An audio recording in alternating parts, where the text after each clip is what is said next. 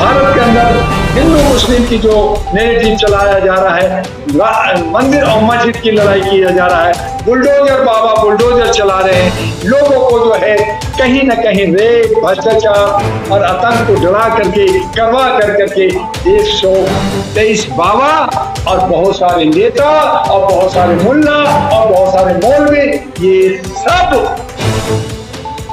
भ्रष्टाचार और बलात्कार में लगे हुए। आपके भारत के अंदर 30 से 40 हजार प्रति वर्ष महिलाएं गायब हो रही है। ये भारत सरकार की आंकड़ा, भारत गजट कर रहा है, वो नहीं कर रहा।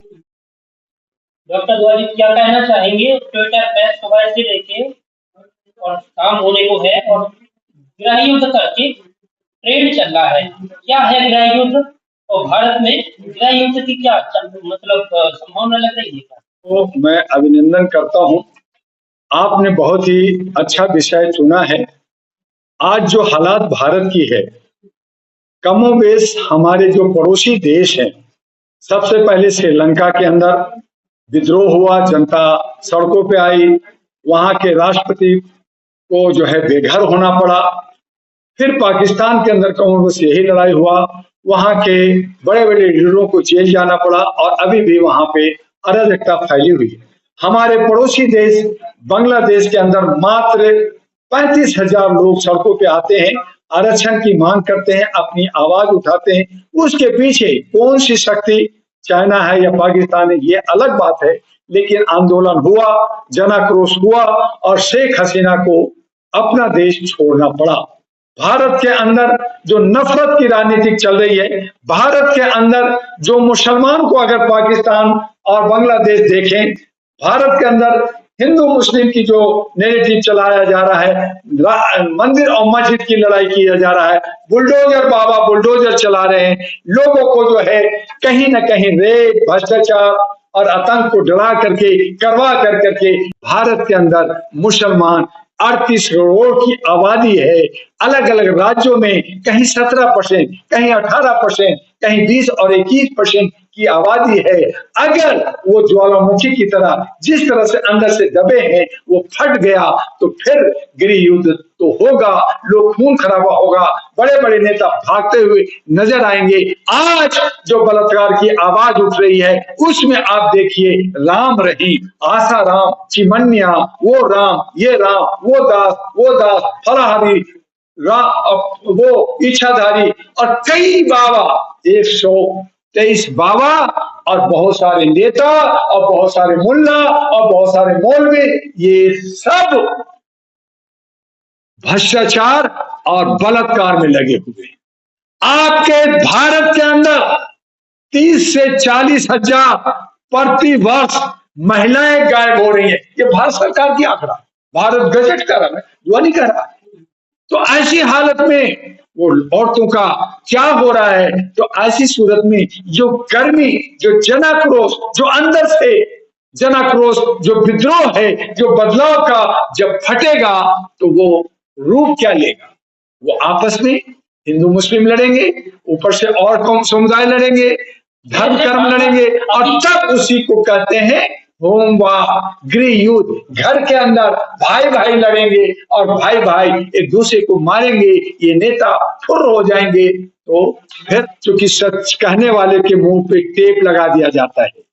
आज जिस तरह से अल्पसंख्यक हिंदुओं के साथ अत्याचार हो रहा है, बेविचार हो रहा है, उनके घरों को, उनके मंदिरों को, उनके हरे रामा हरे कृष्ण के मंदिरों को तोड़ा जा रहा है। जहां 30% थे वहां 8% घट करके बांग्लादेश में हो गए। उसमें क्या मोदी जी कोई आवाज उठाए? ये दबंग है, ये एनआरसी लाए, ये सीएए लाए, कहा कि जो हमारे पड़ोसी देशों में हिंदू है उनको हम भारत में बसाएंगे, हम उनको आधार कार्ड और वोटर कार्ड बनाएंगे, हम उनको रोजगार देंगे, हम उनको जमीन देंगे। तो देना, 8% लोगों को बुला के देना चाहिए। और नहीं देते तो उनको जो हमने 1971 में बना के दिया, हमारे प्रधानमंत्री इंदिरा गांधी ने बनाया था, वो मुजीबुर रहमान, उसकी बेटी को भागना पड़ा शेख हसीना को। तो आप अटैक कर करके वो जो मुसलमान हमारे लोगों को मार रहे हैं, हिंदुओं को मार रहे हैं, आप उनको थप्पड़ मारो, क्यों नहीं मार रहे? अब तब कहां गए? आप कह रहे मैं पाकिस्तान में घुस करके मारूंगा, तो आप बांग्लादेश में घुस करके क्यों नहीं मार रहे? तो आप कहीं ना कहीं वोट की राजनीति, मुसलमानों को खुश करने के लिए, ठीक है सत्ता में बैठा हुआ मोदी जी है, बीजेपी है, लेकिन कांग्रेस क्या करे? कांग्रेस के मुंह में ताला लगा है, मुसलमानों के खिलाफ नहीं बोलेंगे। मणिपुर में रेप होता है, आप जो है राहुल गांधी जाते हैं, लेकिन बंगाल में एक डॉक्टर के साथ जो है अभी निर्भया कांड जैसा उससे दर्दनाक यूपी में होता है, बिहार में हुआ, अभी बदलापुर महाराष्ट्र में हुआ, आपके मुंह में टेप लग गया। आपको वोट सिर्फ चाहिए कि मुसलमानों के खिलाफ नहीं बोलेंगे, मुसलमानों से वोट चाहिए, कहीं ममता हमारे साथ नाराज न हो जाए क्योंकि आपकी घातक है। तो ये छोड़ छोड़ मौसेरे भाई, एक ही थाली के चट्टे बट्टे लोग हैं, चाहे बीजेपी हो चाहे कांग्रेस हो, ये एक को कहते हैं तुम इसको ना दो, हमें ना दो, उसको दो, ये दोनों बंटवारा कर करके राज करना चाहते हैं। इसलिए डॉक्टर दुआ का कहना है कि ना मुझे एनडीए चाहिए ना मुझे इंडिया चाहिए, हमें नौजवानों का, जो दलित शोषित पिछड़ा लोग हैं, जो दबे हुए हैं, उनका हक अधिकार मिलना चाहिए। और बाबा आम्बेडकर ने कहा था कि सत्ता में जाओ, आज 90% कह रहे हम भीख मांगे, क्यों भीख मांगे? नहीं मांगेंगे, हम वोट से हम उनको छीन लेंगे, हम सत्ता पे जाएंगे, हमारे 543 लोग होंगे, और उसके लिए हमने वंचित शोषित को आगे बढ़ाने के लिए, मातृत्व को आगे बढ़ाने के लिए, महिला के हक अधिकार देने के लिए, उसको सत्ता में लाने के लिए डॉक्टर दुआ एएनपी का शपथ लेके आगे आ रही।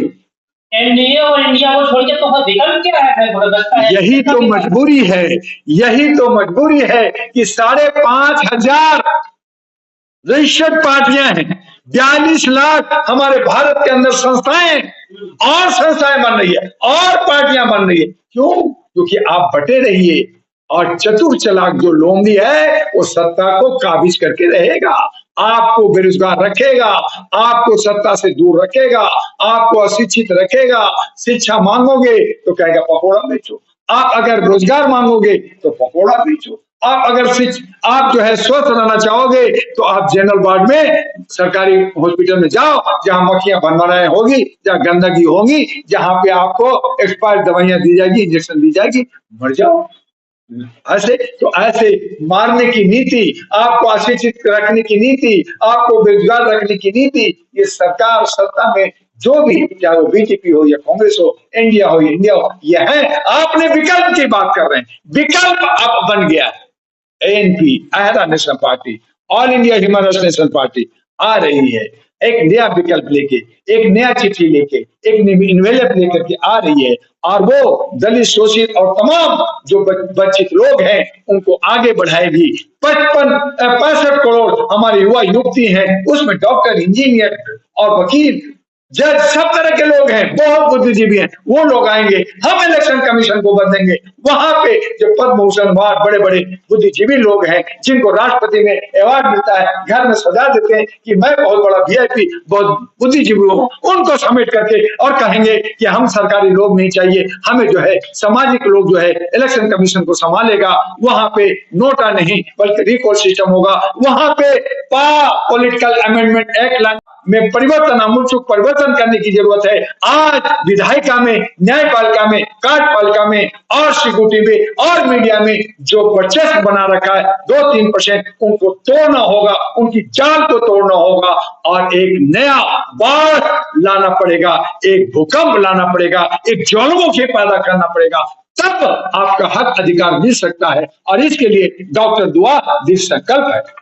रेप जैसी घटनाओं में नेता अपनी जाति और धर्म भूल लेते हैं, क्या लगता है ये नफरती राजनीति को हवा देना नहीं है? चलिश महोदय, ये सनातन युग से चला आ रहा है कि दलित शोषित, जिसको क्षुद्र कहा जाता था, 6,737 जातियां, उनसे दूर रखा जाता था। महिलाओं के और पुरुषों के हांडी बांध करके, झाड़ू बांधा जाता था गले में, नंगा रखा जाता था, और खटखट आवाज कर करके गांव के दूर से चलते थे। उनकी जब शादी होती तो उनकी औरतों को पहला रात बिताने के लिए ब्राह्मण के घर में दिया जाता था। तब छुआछूत नहीं था। जब संभोग होता था, जब रेप होता था, तो उसको विधि विधान का रूप दिया गया।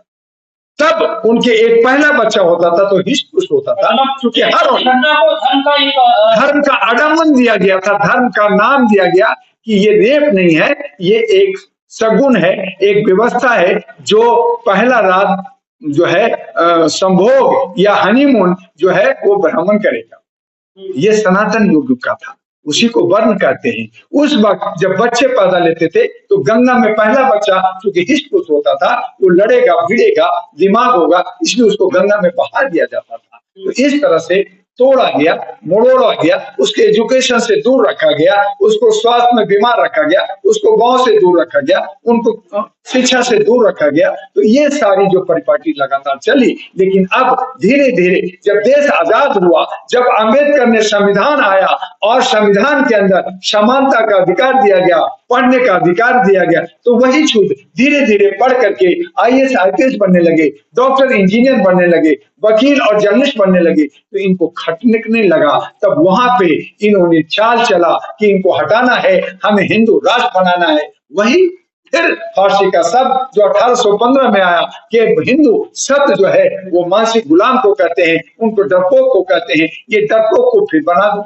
और इसमें बड़े खुश है। तो कहीं ना कहीं हम लोग चूंकि गुलाम हैं, हम मानसिक गुलाम हैं, हम शोषित हैं, हम दंडित हैं, हम पिंजरे में बंद हैं और उनकी गुलामी चाहते हैं। तो इनको तोड़ने के लिए हमें जो है जन आंदोलन करना होगा, हमें आगे बढ़ना होगा। अंबेडकर और पेरियार और हमारे बड़े जो बुजुर्ग जो गुजरे, चाहे वो काशीराम हो, चाहे लोहिया हो, चाहे कर्पूरी ठाकुर हो, चाहे जो है काशीराम हो, इनकी बातों को समझते हुए सत्ता को आखिरी सवाल है आपसे कि 21 अगस्त को क्रीमिलियर एससीएसटी में जो क्रीमिलियर को लेके सुप्रीम कोर्ट ने जो निर्णय दिया था, भारत बंद का एक आह्वान किया गया था और वो भी सफल हुआ। ये पार्टियों की एकजुटता को कैसे देखते हैं आप? जर्नलिस्ट महोदय, ये क्रीमिलियर और क्रीमी में जो है यूपीएससी के अंदर डायरेक्ट आईएएस बनाना, आईपीएस बनाना, आईएफएस बनाना, जज बनाना, ये उनकी चालाकी सोनों की रही है और है। आज उन्हीं की वजह से हम सब जो 28 साल तक आईएएस की तैयारी करते हैं, ढिबरी लालटेन में हम लोग सड़कों पे पेड़ों पे बैठ कर करके पढ़ाई करते हैं, बकरी चढ़ा कर करके, और हम जो है ट्यूशन पढ़ा कर करके हम चाहते हैं कि किसी तरह से आईएएस बन जाए, हमें बनने नहीं दिया जाता। और जो मॉडलिंग करता है, जो नेताओं का बेटा होता है, जो जजों का बेटा होता है, वो पढ़ा लिखा नहीं होता, फेलुअर को आईएएस आईपीएस बना दिया जाता है।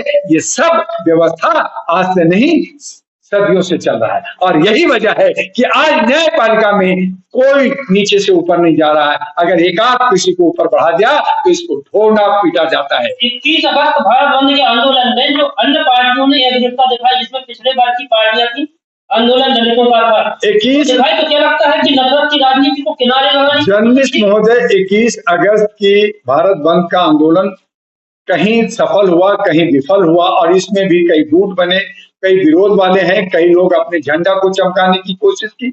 जहां पे मायावती बैकफुट पे आ गई थी, वहां पे वो झंडा दिखाई कि मैं भी हूं। उनके लोग पहली बार बहुत सालों के बाद सड़कों पे दिखी, तो कुछ दिखा, लेकिन उससे कुछ होने वाला नहीं है। कहीं ना कहीं मायावती से आज दलित शोषित नाराज हैं, क्योंकि उन्होंने भी ब्राह्मणवाद का सहारा लिया, उन्होंने भी दौलत का सहारा लिया, उन लोगों ने भी गुंडे का सहारा लिया। मैं बखूबी जानता हूं कि उनके अंदर एक नहीं हजारों गुंडे पड़े हैं जो सिर्फ और सिर्फ सत्ता के भोगी हैं, वो समाज को धोखा दे रहे हैं। आज जरूरत है कि दलित शोषित एक होकर करके, अपने होकर के, चाहे इंडिपेंडेंट हो, मैंने कहा 12 पार्टियों को बाहर करो और नए नौजवानों को, दलित हो, शोषित हो, वंचित हो, उनको जिताओ। और उसके लिए अहरा नेशनल पार्टी आई है, all India humanist national party है, एनपी आई है, चिट्ठी लेकर के, इन्वेलप लेकर के, आपको दशा दिशा देने के लिए, आपको आगे बढ़ाने के लिए, जहां जात पात नहीं होगा, जहां छुआछूत नहीं होगा,